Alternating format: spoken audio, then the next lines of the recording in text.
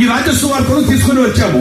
2025 సంవత్సరాల క్రితం ప్రభు అయిన యేసుక్రీస్తు ప్రభు ఈ భూమికి ఎందుకు వచ్చారంటే ఆయన 2025 సంవత్సరాల కిందట వచ్చిన వాడు కాదని జగత్ పునాది వేయబడక మునిపే ఆయన పరలోకమందు ఉన్న గొప్ప దేవుడు. ఆ పరలోకమందున్న దేవుడు మానవ కోటిని మరి ఎంతగానో వారు పాపములో శాపములో పడిపోయిన మానవులు చీకట్లో ఉన్న ప్రజలను మరి గొప్ప వెలుగులో తీసుకుని వచ్చిన మహనీయుడు. మరి మానవుడు బలులు అర్పించడం లేదు కనుక పాపానికి ప్రాయశ్చిత్తం ఒకే ఒక బలి. ఆ బలి ఏదంటే తానే మనిషి కుమారుడు ఈ భూమికి వచ్చి 33 సంవత్సరాలు జీవించి మానవులందరినీ ప్రేమించి తన పరిశుద్ధమైన రక్తం చిందించి శివములాది మీద మరణించి సమాధి చేయబడి 3వ దినమున సజీవుడుగా తెచ్చాడు. సజీవుడైన యేసుక్రీస్తు ప్రభు నిన్ను పిలుస్తున్నాడు. నేనే మార్గమును, నేనే సత్యమును, నేనే నిత్య జీవమును.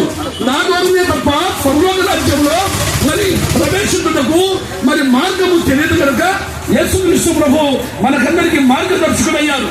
ఎందుకంటే ఈ భూమి మీద మనము చాలా దినాలు ఉండము. 60 సంవత్సరాల, 70 సంవత్సరాల, 100 సంవత్సరాల. అటు తర్వాత మనిషి ఆయాసకరము, దుఃఖకరమే. ఒక రోజు మనము మరణించాల్సిందే. మరణము చూడక బ్రతుకు నరుడెవడు, పాతాళ వశము కాకుండా తప్పించగలవాడెవడు. అందరూ ఒక రోజు మనము వెళ్ళిపోవాల్సిందే. గడ్డి పువ్వు లాంటి వాళ్ళము. మరి గడ్డి గడ్డను పువ్వు రాళ్ళను ఎక్కడ మనము మరి గాలి విచ్చగానే ఎలా కొట్టుకొని పోతామో మనలో ఉన్న శరీరంలో దాగి ఉన్న ఆత్మ వెళ్ళిపోగానే ఈ మట్టి శరీరానికి ఎవరూ నిన్ను ఉంచుకోడు సుమా. నువ్వు అందగాడవైనా, ఆటగాడవైనా, పోటుగాడవైనా, బాడీ బిల్డర్ అయినా, ధనవంతుడు అయినా, కుబేరుడు అయినా, మాండగాడివైనా, మంచి ఆటగాడివైనా నిన్ను మరణించగానే అది శవము. దానికి మట్టిలో కప్పేస్తారు, లేకపోతే కట్టెల మీద కాల్ చేస్తారు. మరి ఏమి లాభం లేదు ఈ మట్టి శరీరం. దానిలో ఉన్న ఆత్మ పరలోక రాజ్యం వెళ్ళాలి. అందుకే ప్రభు ప్రేమించాడు. ప్రయాసపడి భారత్ మోసుకుంటున్న సమస్త జనులారా నా ఎదుగు రండి, నేను మీకు విశ్రాంతి అండి.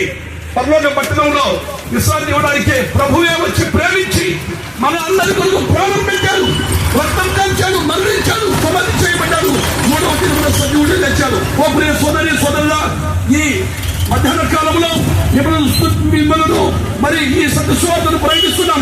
ఇది కులము కాదండి, ఇది మతము కాదు. మార్గము, సత్యము, జీవము, పరలోక రాజ్యానికి మార్గము. ఈ మంచి మాట చేత మీరు ఆదరించబడతారని చెప్పి ఈ మాటలు ముగిస్తున్నాం. మీ కొరకు ప్రార్థన.